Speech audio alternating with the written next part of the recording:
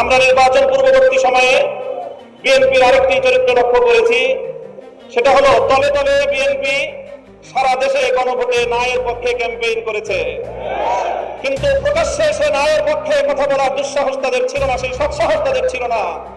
এই জন্য লক্ষ জনতার সামনে বিএনপি প্রধান জনাব তারেক রহমান সাহেব গণভোটে হায়ের পক্ষে তিনি ক্যাম্পেইন করতে বাধ্য হয়েছেন। আমি জিজ্ঞাসা করি, উপরে এক কথা তলে তলে আরেক কথা বলে, এটাকে আমাদের দেশে কি বলে? মুনাফিকি বলা হয়। আজ বিএনপির রাজনীতির দুই বুনিয়াদ, দুটি নীতি জাতির সামনে স্পষ্ট। এক হলো মুনাফিকের রাজনীতি, আর এক হলো সুবিধাবাদের রাজনীতি। রাখবেন, জুলাই বিপ্লবে রক্তের উপর প্রতিষ্ঠিত নতুন বাংলাদেশে সুবিধাবাদের রাজনীতি, মুনাফিকের রাজনীতি বাংলার মানুষ সহ্য করবে না।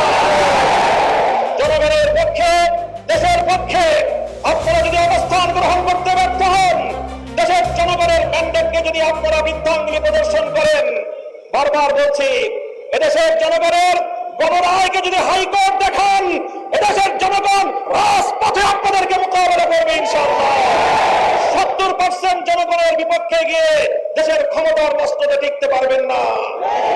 শহীদ জিয়াউর রহমান, বেগম খালেদা জিয়ার সন্তান, কান খাড়া করে শুনে রাখেন, জনতার বিরুদ্ধে গিয়ে কেএম হাসান আজিজ মার্কা নির্বাচন করার চেষ্টা করলে পরিণাম শুধু আপনারাই ভুগবেন তা নয়, আপনাদের অপকর্মের কারণে দেশপ্রেমিক রাজনৈতিক সংগঠনগুলোর নেতা কর্মীরা 28 আগস্ট কিভাবে রক্ত দিয়েছে ঢাকার রাজপথে বাংলার মানুষ সে কথা ভুলে যায় নাই।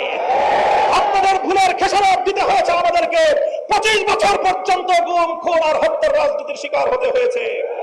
তাই আমরা চাই ভালোয় ভালোয় দেশ পরিচালনা করেন, জনগণের রায়ের প্রতি শ্রদ্ধা প্রদর্শন করেন, অন্যথায় রাজপথে, সংসদে আমরা আপনাদেরকে মোকাবেলা করবো ইনশাআল্লাহ।